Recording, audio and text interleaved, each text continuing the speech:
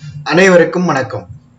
நம்மில் பலரும் சந்தோஷமாக இருந்தாலும் சரி, சோகமாக இருந்தாலும் சரி, எங்கேயாவது வெளியில் போகலாம் என்று நினைக்கும் போது முதலில் நாம் தேர்ந்தெடுக்கும் இடம் கோவிலாகத்தான் இருக்கும்.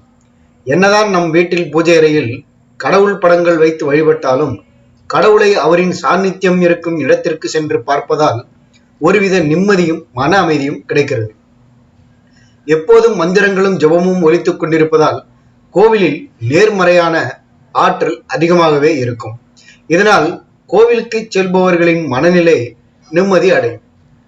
கோவிலுக்கு செல்லும் முன்பும் கோவிலுக்கு உள்ளும் கோவிலுக்கு சென்று வந்த பிறகும் நாம் சில விஷயங்களை செய்யலாம், சில விஷயங்களை செய்யக்கூடாது என்று இருக்கிறது. செய்யக்கூடாத விஷயங்களை செய்யும் போது அதனால் எதிர்மறையான விஷயங்கள் நமக்கு நடந்து மீண்டும் கஷ்டங்கள் ஏற்படும் நிலை உருவாகிறது. கோவிலுக்கு செல்லும் முன்பும் போய்விட்டு வந்த பிறகும் கண்டிப்பாக அசைவ உணவுகளை தவிர்க்க வேண்டும். குளிக்காமல் கோவிலுக்கு செல்லக்கூடாது.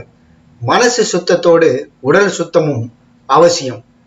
கோவிலுக்கு செல்லும் முன் வீட்டை சுத்தமாக துடைத்து மெழுகிவிட்டு பூஜை அறையையும் சுத்தம் செய்து வைத்தால் கோவிலிலிருந்து வரும்போது அந்த கடவுளே நம்மோடு வீட்டுக்கு வருவார். கோவிலுக்கு சென்று வந்த பிறகு விளக்கேற்றி வழிபட வேண்டும். ஆண்கள் லுங்கி, ட்ரௌசர், பனியன், தலையில் தொப்பி, துணி போன்றவை அணிந்து செல்லக்கூடாது. அதே போல பெண்களும் மற்றவர்கள் கவனத்தை திசை திருப்பும் விதத்தில் உடைகளை அணிந்து செல்லாமல் நமது பாரம்பரிய உடைகளை அணிந்து செல்ல வேண்டும். கோவில் உள்ளே நுழைவதற்கு முன்பாக முதலில் கோபுர தரிசனம் செய்ய வேண்டும். அது உடனேயே உங்களுக்கு கோடி புண்ணியத்தை தரும். பலரும் கோவில் வாயிற்படியை மிதிக்காமல் தாண்டி செல்வார்கள்.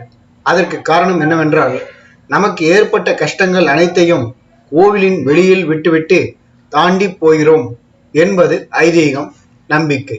எனவே வாசல் படியை மிதிக்காமல் செல்ல வேண்டும்.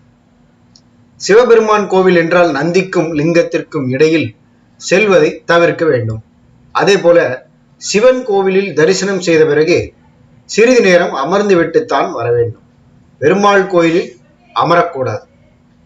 கர்ப்ப கிரகத்தின் உள்ளே கடவுளை அலங்கரிக்கும் போது திரையிட்டு மறைத்திருப்பார்கள். எனவே அந்த சமயத்தில் கடவுளை எட்டி பார்க்கவோ வணங்கவோ கூடாது. திரை விலக்கி ஆரத்தி காட்டும் போது மட்டுமே இரு கைகளை தலைக்கு மேல் தூக்கி கும்பிட வேண்டும். அதே போல ஆரத்தி தீபத்தை இரு கைகளால் தொட்டு வணங்க வேண்டும்.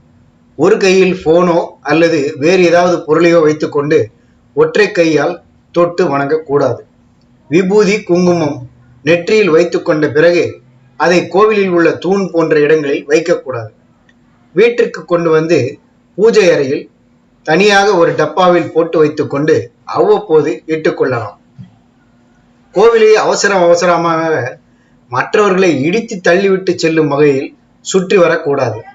பொறுமையாக சுற்றி வலம் வர வேண்டும். ஒற்றை எண்கள் அடிப்படையில் சுற்றி வர வேண்டும். கோவிலில் வேறு யாரையாவது பெரியவர்களை கண்டால் அவர்களின் காலில் விழுந்து வணங்கக்கூடாது.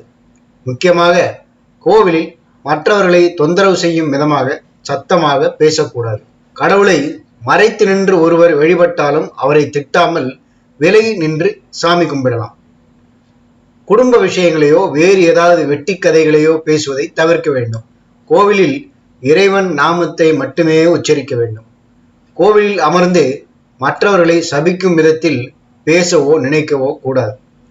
கோவிலுக்கு சென்று வந்தவுடன் குளிக்கவோ கால்களை நீரில் கழுவவோ கூடாது. கோவிலுக்கு மனம் முழுவதும் பக்தியுடன் மட்டுமே செல்லுங்கள். முக்கியமாக காத்திருந்து தரிசனம் செய்வதற்கு சோம்பேறித்தனப்பட்டு பணத்தை கொடுத்து தரிசனம் செய்வதால் ஒரு புண்ணியமும் இல்லை. மாறாக பாவம் மட்டுமே வந்து சேரும் என்பதை நினைவில் கொள்ள வேண்டும்.